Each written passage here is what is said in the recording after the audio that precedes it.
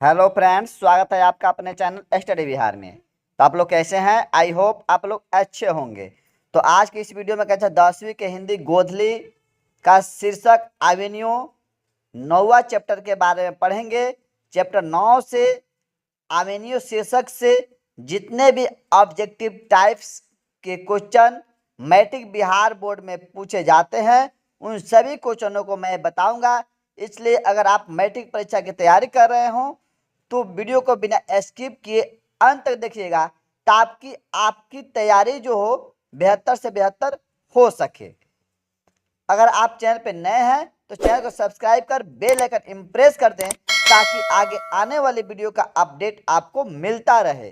तो चलिए क्वेश्चन को देखते हैं और इसका उत्तर कैसे जवाब कैसे देंगे उसको समझते हैं। तो आपसे क्या क्वेश्चन क्या पूछा जा सकता है कि एवेन्यू शीर्षक है। एवेन्यू शीर्षक जो है कैसी विद्या है? तो ललित रचना। क्या मारिएगा? ललित रचना। उसके बाद एवेन्यू शीर्षक के लेखक हैं। एवेन्यू शीर्षक के लेखक कौन है? तो इसके बारे में पूछ देगा तो क्या मारिएगा?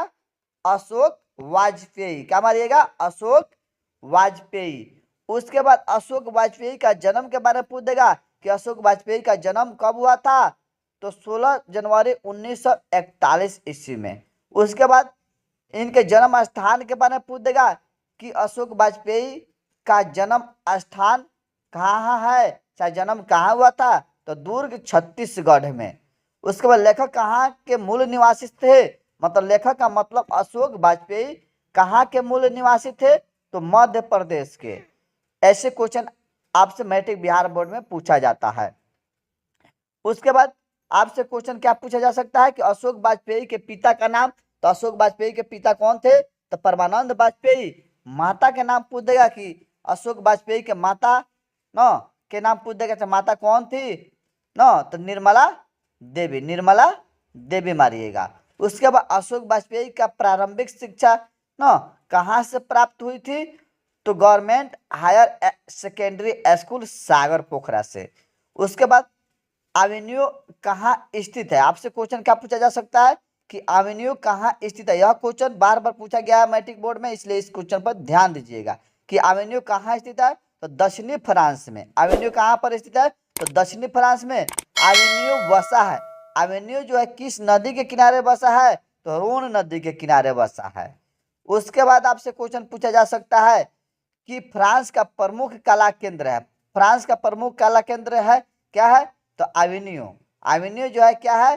फ्रांस का प्रमुख कला केंद्र। ऐसे भी क्वेश्चन घुमाकर पूछा जा सकता है कि एवेन्यू में प्रत्येक वर्ष समारोह, मतलब एवेन्यू में प्रत्येक वर्ष कैसा समारोह होता था? तो रंग समारोह होता था।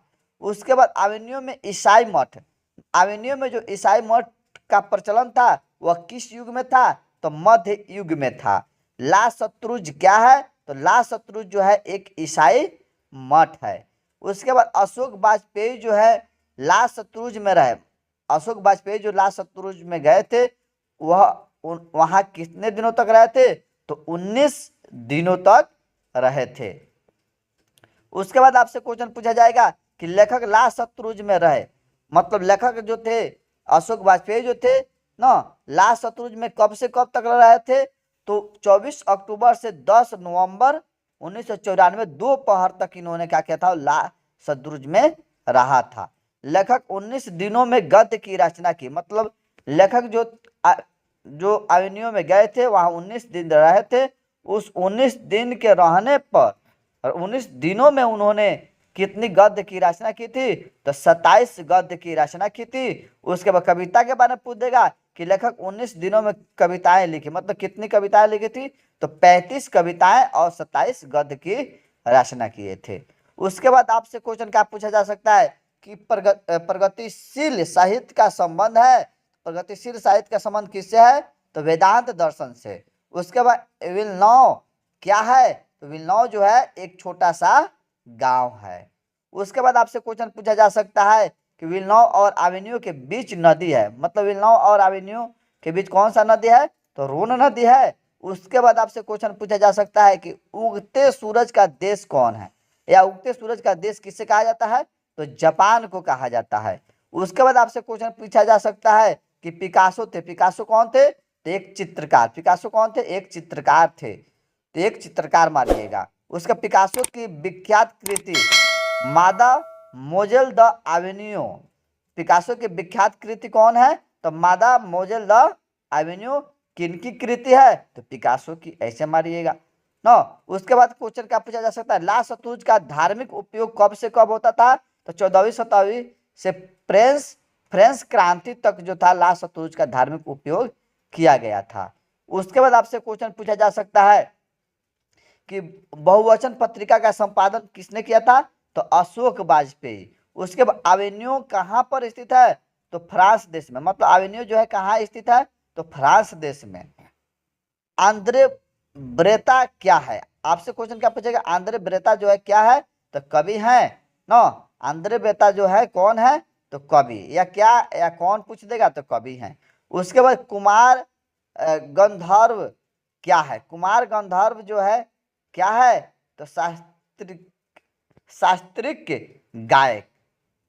उसके बाद ल एवेन्यू का अर्थ होता है, ल एवेन्यू का अर्थ क्या होता है? ल एवेन्यू का एक नया गांव। ल एवेन्यू का जो अर्थ होता है क्या होता है?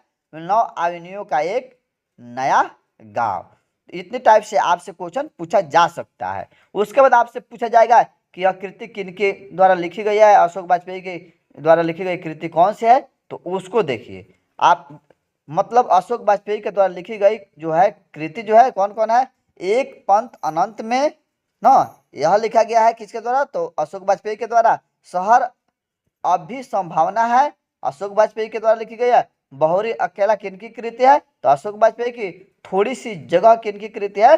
तो अशोक वाजपेयी की। तो इन 3-4 कृतियों को भी आप पढ़ कर जाइएगा क्योंकि इससे भी क्वेश्चन पूछा जाता है। तो दोस्तों अगर वीडियो अच्छा लगा हो तो कमेंट में बताएं और वीडियो को लाइक करना ना भूलें और वीडियो को अपने दोस्तों के पास शेयर करें। जय हिंद, जय भारत।